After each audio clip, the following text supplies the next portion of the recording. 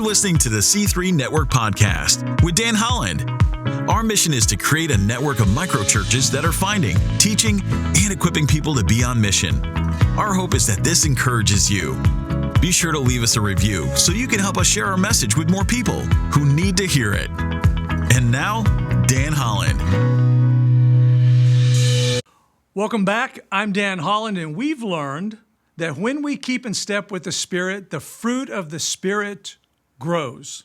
Love, joy, peace, patience, kindness, goodness, faithfulness, and gentleness.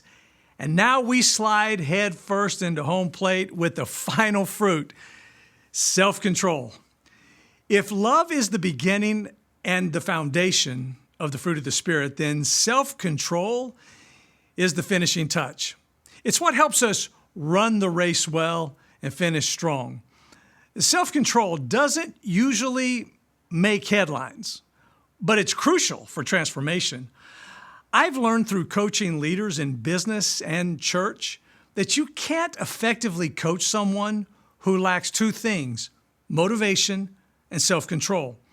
Motivation gets you started, but self-control keeps you moving forward. The truth is this: although God gives us the ability to control ourselves, it has to be a conscious choice. You have to want to. Now, I've met people who lacked self-control and even some who were out of control. Their want to just got up and went. It vanished. It disappeared. And here's the key principle: the only way to increase self-control is to practice self-control. It doesn't develop by chance. It grows each time you say no to a distraction and yes to what matters most. Self-control is intentional. To be intentional, you just need control of yourself. The opposite is also true. Those who are out of control, whether it's by choice or by surrendering to habits, desires, or pressures, you get it, end up being governed by someone or something else. If we don't master our desires will master us. Paul illustrates self-control by comparing the Christian life to an athlete in training. Let's take a look at 1 Corinthians chapter 9. He says in verse 24, "Do you not know that in a race all the runners run, but only one gets the prize? Run in such a way as to get the prize." Athletes don't stumble into victory. They train with purpose, discipline, and sacrifice. And Paul continues, "Everyone who competes in the games goes into strict training. Now they do it to get a crown that will not last, but we do it to get a crown that will last forever. Therefore, I do not run like someone running aimlessly. I do not fight like a boxer beating the air. No, I strike a blow to my body and make it my slave, so that after I have preached to others, I myself will not be disqualified for the prize." See, without self-control, even the most talented athlete, or the most talented Christian, if I can say that, can be disqualified from what God has called them to do. Everybody says they want to win the prize. Everybody says they want to improve their circumstances. However, most are unwilling to improve themselves because that requires self-control. I hope you get this. So they say they want the fruit of the Spirit, but because they lack self-control, they fail repeatedly, spiritualizing these qualities as if God will magically and suddenly bring them into our lives. Well, it's not real. They conveniently overlook the importance of self-control. Neither success nor failure comes from external mystical forces. Paul's metaphor of an athlete shows us that self-control touches three big areas of life. First, we have to train with purpose. Just like an athlete trains with intention, we have to focus on what grows us spiritually. You can simply do that by asking, is this helping me grow, or is it a distraction? Is this taking me closer to or further from my goal? Second, we have to master our desires. Don't let them rule you.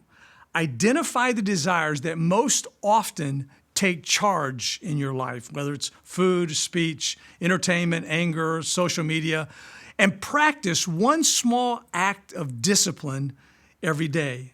Small acts of restraint build spiritual muscle for greater battles later. And third, finish with sacrifice. Athletes give up certain freedoms for the sake of victory.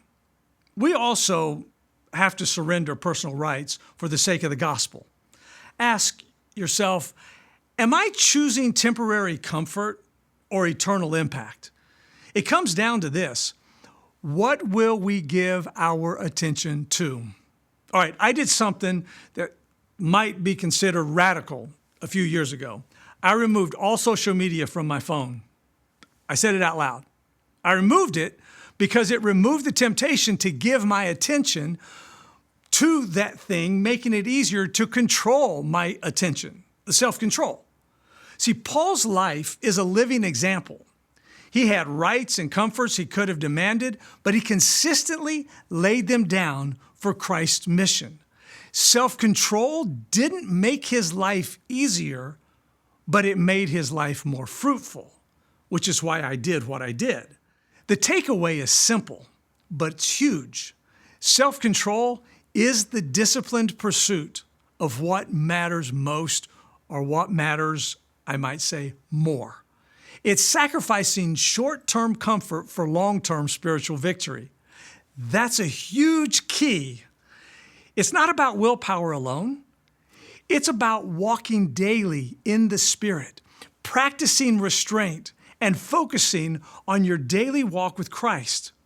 Why not make it easier to do what you know you should do by removing all options except what God has called you to? How do you do that? Well, when you face choices, big or small, doesn't matter, pause and ask, is this helping me grow spiritually, or is it pulling me off course? See, every small act of self-control, it just adds up.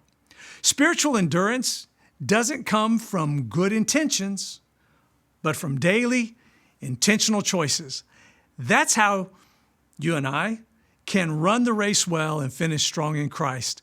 Self-control shows up when comfort checks out. Until next time, may the Spirit strengthen you to train with purpose, master your desires, and finish strong, and all to His glory. Thanks for tuning in. If you like this podcast, we post a new episode each week, so be sure to subscribe and leave us a review so you can help share our message. We'll see you next time.